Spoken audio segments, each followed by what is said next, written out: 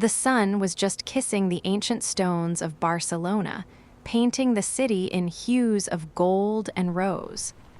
Another day dawned, promising the usual symphony of horns, chatter, and endless possibility. My taxi, a silent sentinel of the urban sprawl, stood ready. Every morning, I'd run my hand over the steering wheel, a small ritual, a quiet promise to Layla that I'd be home safe, no matter what the streets threw at me. Today, a new job blinked on the map. Emilio Pratt.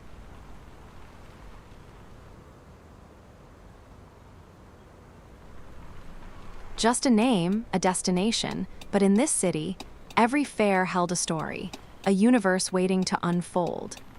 Little did I know, this particular journey would test every fiber of my patience and resilience.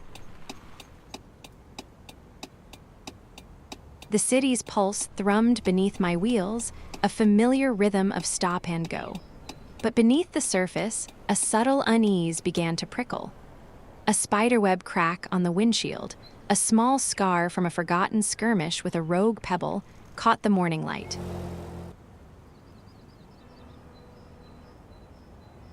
It was barely noticeable, a minor flaw in an otherwise pristine canvas. Or so I thought. Then he entered. A man of impeccable taste, his suit as sharp as a freshly honed razor, his gaze piercing. He settled into the back seat, an aura of quiet authority filling the cabin. For a moment, all was calm. Then his voice, crisp and precise, cut through the hum of the engine. "There is something big on the window. Use wipers," he exclaimed, his finger pointing directly at the offending imperfection. It wasn't the dirt he saw, it was the crack, a flaw in his perfect world. My heart gave a little lurch. The day, it seemed, had decided to show its teeth. Frantically, my eyes darted between the road and the dashboard. Wipers, for a crack, but the customer is king, especially one so particular. My fingers danced across the console, navigating through menus, a desperate search for the elusive control.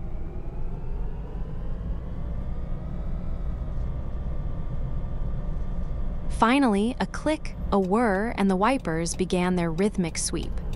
They cleared away a faint smudge, a phantom stain, but the spiderweb remained, a silent testament to past battles. Yet a sigh of satisfaction from the back seat told me the performance had worked. For now, the storm was averted, the illusion of perfection restored. We drove on, the wipers a persistent, almost absurd ballet across the glass, a constant reminder of the day's early skirmish. The passenger, now content, gazed out at Barcelona, oblivious to the deeper issue, but I felt every sweep, every tiny vibration.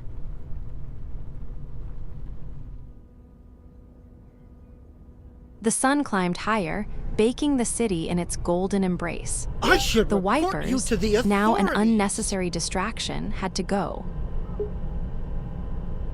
Another quick dive into the digital maze of the car's systems, and they fell silent, leaving the cracked glass once more exposed, defiant in the harsh light.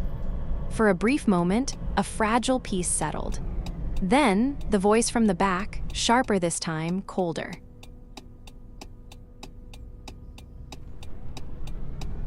"I should report you to the authorities." My blood ran cold. Report me for what? A sudden bump, the lingering crack, a phantom slight. The air in the taxi thickened, heavy with unspoken accusations. This wasn't just about a clean windshield anymore. It was about reputation, about livelihoods, about the relentless pressure of keeping every single passenger happy, no matter the absurdity of their demands. The city outside, once a vibrant tapestry, now felt like a tightening noose. The streets seemed to narrow, the buildings to lean in, as if judging my every move. Every parked car became a potential adversary, every pedestrian a silent critic.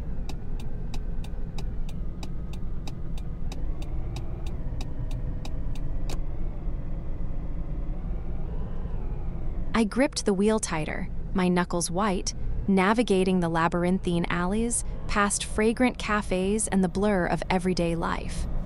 Barcelona, usually so welcoming, felt like a gauntlet. The tension in the cabin was a living thing, buzzing between us, making every turn a gamble, every red light a test of wills.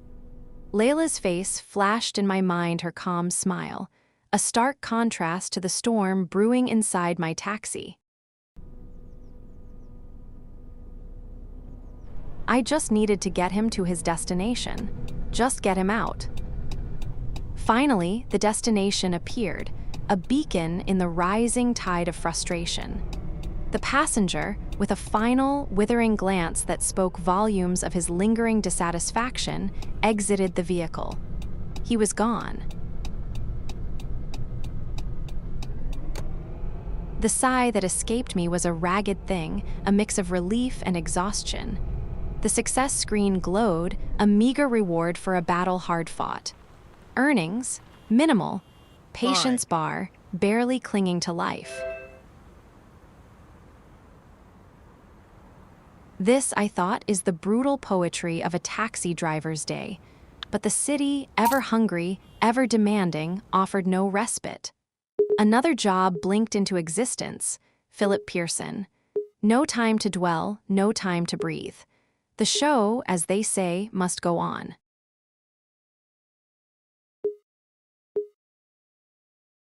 My finger hovered over the new destination. Philip Pearson, a fresh start? A chance to reset the day's ledger, or merely another act in this chaotic drama? A deep breath. I chose the route, pushing away the lingering shadow of the last fare. Layla would be asking about my day tonight, and I wanted to have something good to tell her. Hope, however fragile, flickered. The engine hummed, a comforting sound, as I set off towards the next pickup. The streets were busy, a river of metal and motion. My focus was absolute, honed by years of navigating this urban jungle.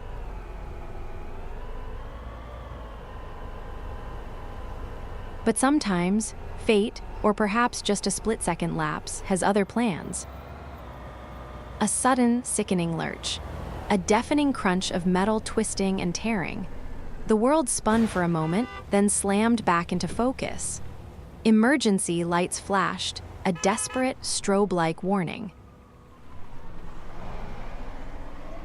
My taxi, already scarred by the invisible wounds of the day, now bore a gaping wound, a shattered windshield, a crumpled fender.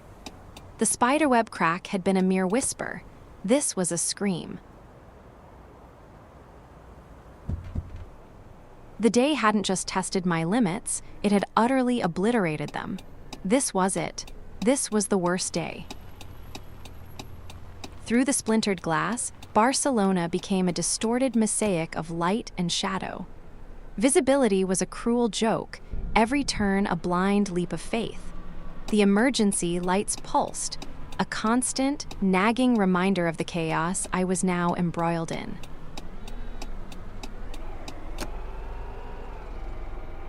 But what choice did I have? Philip Pearson was waiting.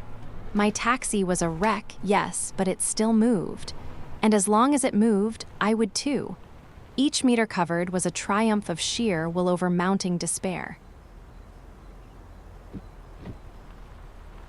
The city, indifferent to my plight, continued its relentless dance around me.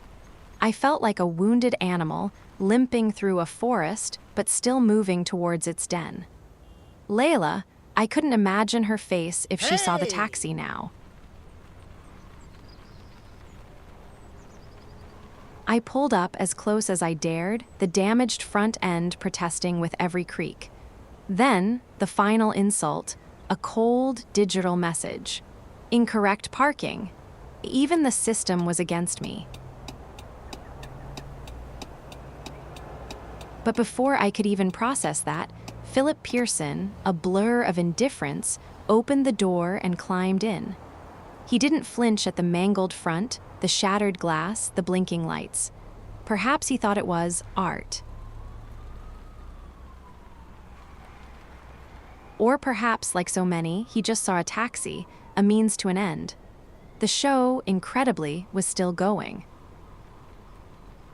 And so, we continued. The journey felt like an epic, a slow, grinding odyssey through familiar streets made alien by the fractured view. Each bump was a jolt, each turn a prayer.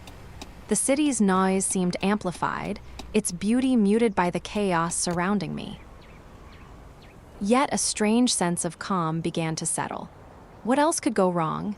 I'd faced the demanding passenger, the phantom dirt, the authority threat, and now the outright collision. There was a certain freedom in having nothing left to lose.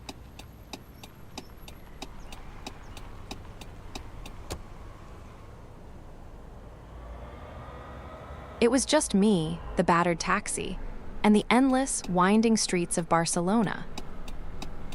Finally, the destination.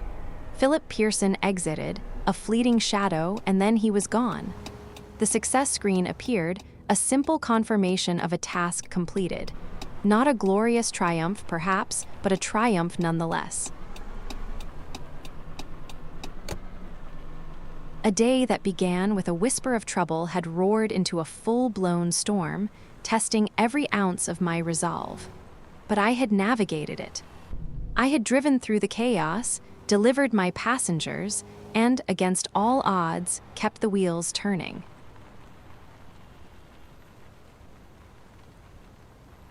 The taxi was battered, yes, but it was still in one piece, a testament to resilience.